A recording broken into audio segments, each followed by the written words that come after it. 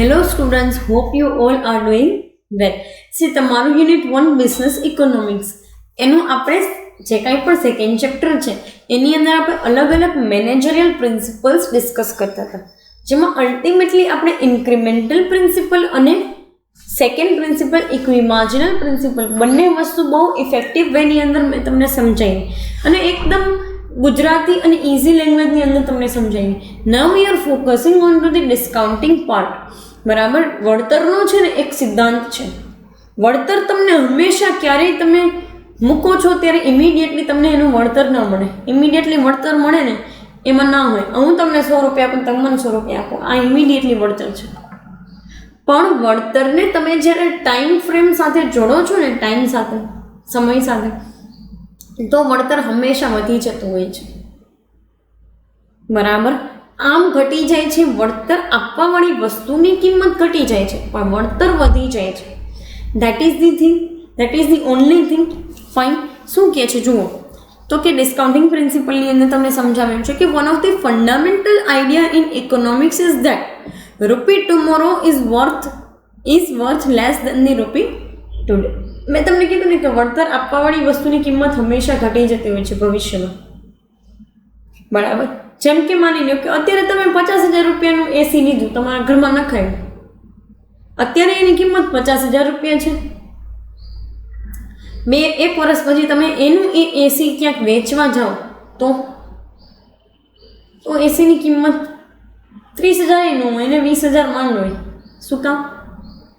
Time frame સાથે એની worth જે છે એ ઘટી જાય છે. ટાઈમ ફ્રેમ સાથે એની વર્થ ઘટી જાય છે. ફાઇન. સો એ મેનરની અંદર તમને આ વસ્તુ સમજાવેલી છે. તમને એમ થાય કે મેડમ આ પ્રિન્સિપલનો યુઝ ક્યાં થાય, તો કે ઇન્વેસ્ટમેન્ટ અને ઇન્વેસ્ટમેન્ટના રિટર્નની અંદર આ પ્રિન્સિપલનો યુઝ થાય છે. આજે તમે ઇન્વેસ્ટમેન્ટ કર્યું 5 લાખ રૂપિયાનું તમારા બિઝનેસનું, આફ્ટર 2 to 3 years તમને કેટલા પૈસા રિસીવ થશે, that is entirely depend upon the coming situation. એ તો સમય ઉપર આધારિત છે. ફાઇન.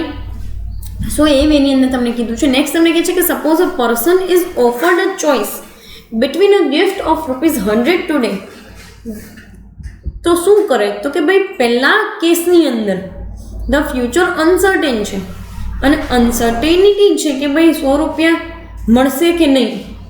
તો પછી આપણે કરવાનું શું છે? તો કે અત્યારે ને અત્યારે 100 રૂપિયા લઈ લેવાના છે. શું કામ? અત્યારે ને ત્યારે આપણે 100 રૂપિયાની ગિફ્ટ લઈ લઈએ છીએ, કારણ કે ફ્યુચર અનસર્ટેન છે ને, આપણને નથી ખબર કે 100 રૂપિયાની ગિફ્ટ પછી આવનારા ટાઈમ પીરિયડમાં મળશે કે નહીં. જો શું કહે છે તો કે the reason that the future is uncertain and there may be uncertainty in getting ₹100 if the present opportunity is not availed of. અત્યારે હું 100 રૂપિયાનું ગિફ્ટ નથી લેતી, તો ભવિષ્ય તો એકદમ કહી શકાય કે અનિશ્ચિત છે અને અનિર્ધારિત છે. તો મને આવનારા ટાઈમ પીરિયડમાં 100 રૂપિયા મળે કે ન મળે, એ આખો એક બીજો જ પ્રશ્ન છે ને. એ આખી એક અલગ જ સિચ્યુએશન છે ને. કદાચ નહીં મળે મને 100 રૂપિયા, તો હું શું કરીશ? અત્યારે લઈ લઈશ. હવે બીજો તમને ચાન્સ આપ્યો છે કે secondly, even if he is sure two receive the gift in future, today's ₹100 can be invested so as to earn interest. સે it is 8%, so that 1 year after 100 of today will become 108.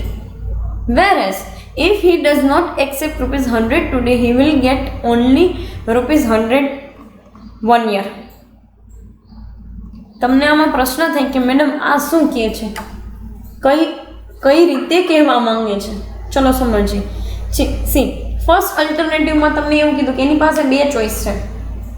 પહેલા અલ્ટરનેટિવમાં અહીંયા એવું વિચારે છે કે અત્યારે હું 100 રૂપિયાનું ગિફ્ટ લઈ લઉં, કારણ કે ફ્યુચર તો અનસર્ટેન છે, અનિશ્ચિત છે, એમાં મને મળે ખરી નહીં મળે. કદાચ હું અત્યારે આ 100 રૂપિયા લઉં તો અને ન લઉં તો. બરાબર. સેકન્ડ શું કહે છે તો કે even if he is sure two receive gift in future, એવું એને લાગે છે કે ભાઈ કાંઈ વાંધો નહીં કે 100 રૂપિયા જે છે એ ગિફ્ટ કદાચ એની મને મળી જાય. બરાબર. એ વિશે એ જો શ્યોર હોય તો અત્યારે 100 રૂપિયા જે છે એ પહેલો વ્યક્તિ જે છે એ ક્યાંક મૂકી શકશે, ઇન્વેસ્ટ કરી શકશે? Yes or no?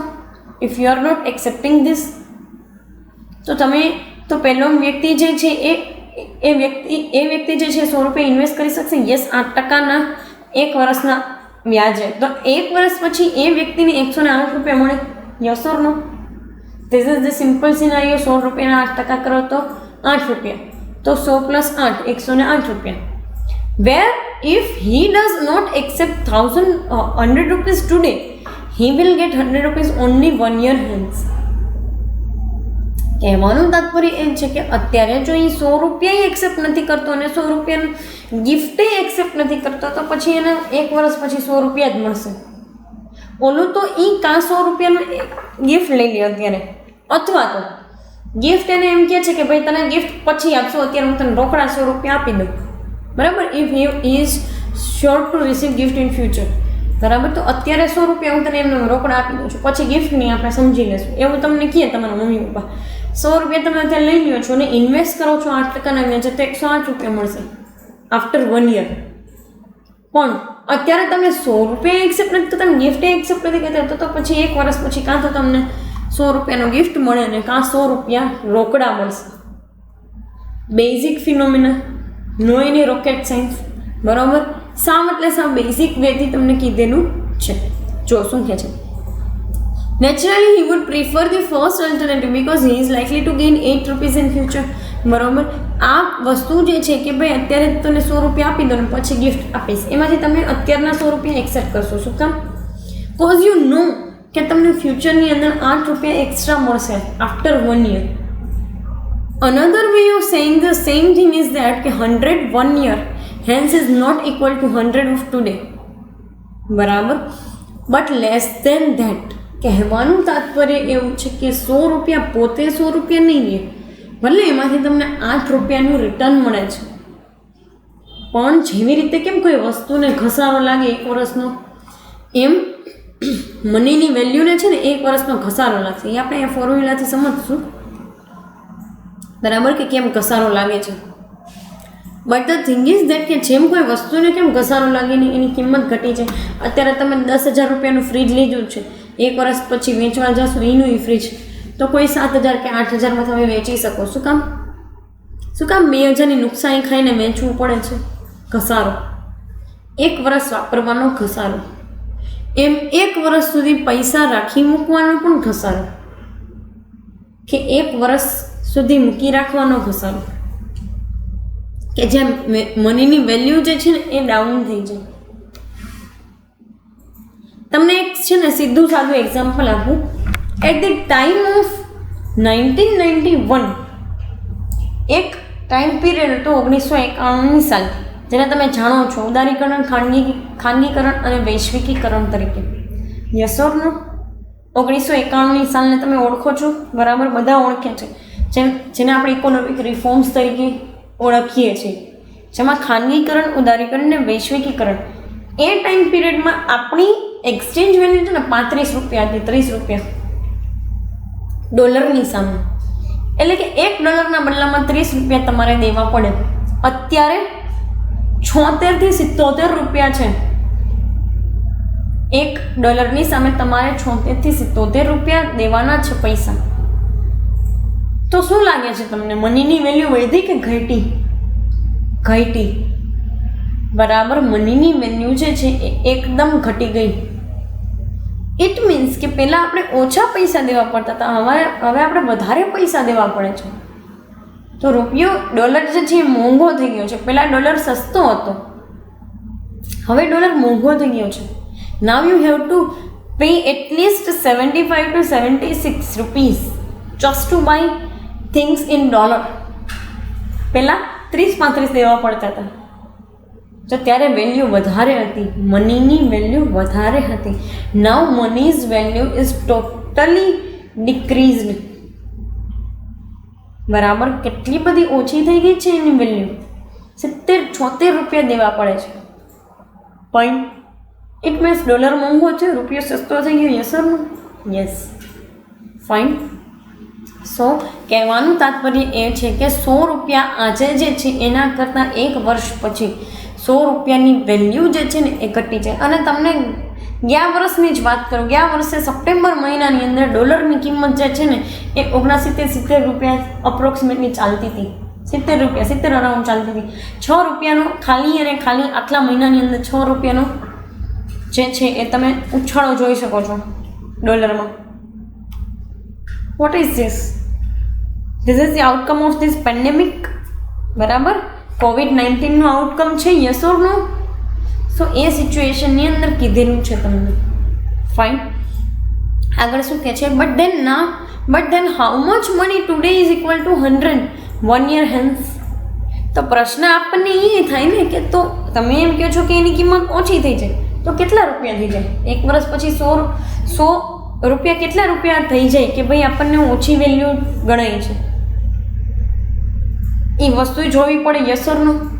તો એ જોઈશું કે છે તો કે to find it out V shall have to find out the relevant rate of interest.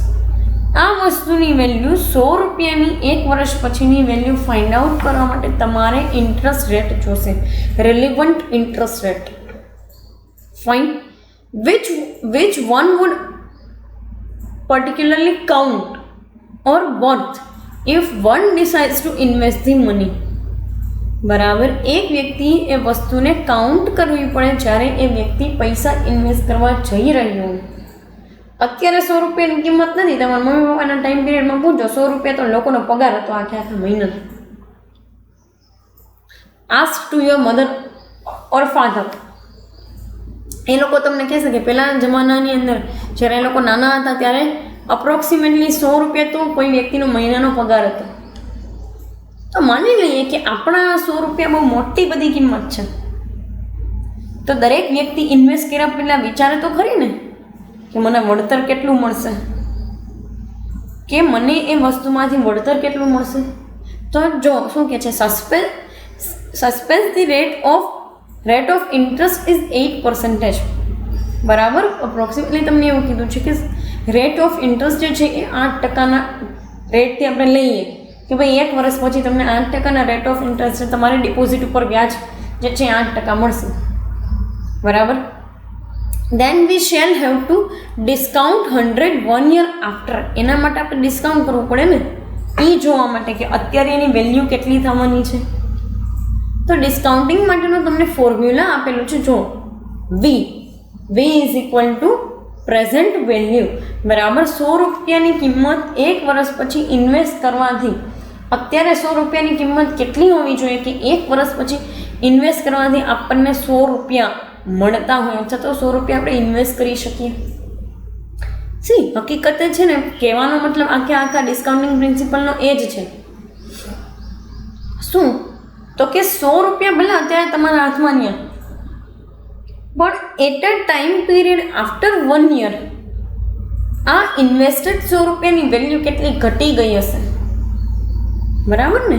કેમ કે હું તમને ચોખ્ખે ચોખ્ખું કહું, જ્યારે બિઝનેસ જે છે એ પર્ટિક્યુલરલી એના લેઆઉટની અંદર કે એના બિઝનેસની અંદર જ્યારે કોઈ વ્યક્તિ રિસોર્સિસને ઇન્વેસ્ટ કરતું હોય ને તો એ રિસોર્સિસ હંમેશા ઘસારો કરતા હોય એને.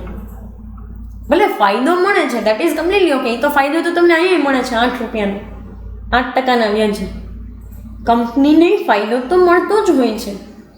But the thing is that કે અલ્ટિમેટલી કંપની જ્યારે પણ એવા રિસોર્સિસ ઇન્વેસ્ટ કરે ને, it results into depreciation or results its worth into less than the invested. Fine. જોઈએ શું કહે છે. Value is equal to ₹100 divided by 1 plus I. Value is equal to or present value, હકીકતમાં આને પીવીના કન્સેપ્ટથી ઓળખવામાં આવે છે. Present value is equal to 100 divided by 1 plus I interest rate. 1 plus interest rate શું કહે છે જોઈએ. Present value and rate of interest. V is equal to present value, I is equal to rate of interest. 100 ભાગ્યા 1 plus 0.08 લખી નાખો તમારી બુકમાં. 8%. એકના 8% કેટલા થાય? એકના 8% હકીકતે તમે કરવા જાઓ તો કેટલા થાય? તો કે 0.08%. બરાબર, કારણ કે અહીંયા આપણે એક તરીકે 100% લઈએ છીએ અથવા તો એક જે છે એ ઇઝ ઇક્વલ ટુ 100% લઈએ છીએ. તો 1 પ્લસ આઈ એટલે કે 1/8 કરો તો 0.08%. તો 1 plus 0.08% is equal to 1 plus 0.08%. Yes or no? તો 100 ભાગ્યા તમે 1.8% કરો ને તો તમને ઓરિજિનલ વેલ્યુ મળે 92.59 બરાબર 92.59. આ તમને ઓરિજિનલ વેલ્યુ મળી છે. ઇટ મીન્સ કે 1 વર્ષ પછી જ્યારે પણ તમે આફ્ટર 1 યર જ્યારે પણ તમે જોશો ને તો તમે ઇન્વેસ્ટ 100 રૂપિયા કર્યા હશે, બટ એની વેલ્યુ કેટલી થતી હશે? તો કે 92 રૂપિયા થતી હશે. 92 રૂપિયા અને 60 પૈસા એની વેલ્યુ થઈ છે. હવે તમને એમ થાય કે મેડમ આવું સાચે પોસિબલ છે પ્રેક્ટિકલ વર્લ્ડમાં? Yes, it is possible in the practical world. Practical વર્લ્ડમાં પણ આ જ રીતે વસ્તુઓ અને ચીજો થતી હોય છે. Fine. C as a cross check કરીએ તો 92.59 જે છે એને 1.08 સાથે મલ્ટીપ્લાય કરો તો તમને જે છે એ 100 રૂપિયાની વેલ્યુ મળી જાય. યસ ઓર નો? બરાબર. ઇટ મીન્સ કે if you are getting 8 rupees as a interest, then value of that 100 rupees will be decreased by 8 rupees itself, or we can say that 7.40 rupees એટલે કે 7 રૂપિયા અને 40 પૈસા જેટલી વેલ્યુ ઘટી ગઈ. Yes or no?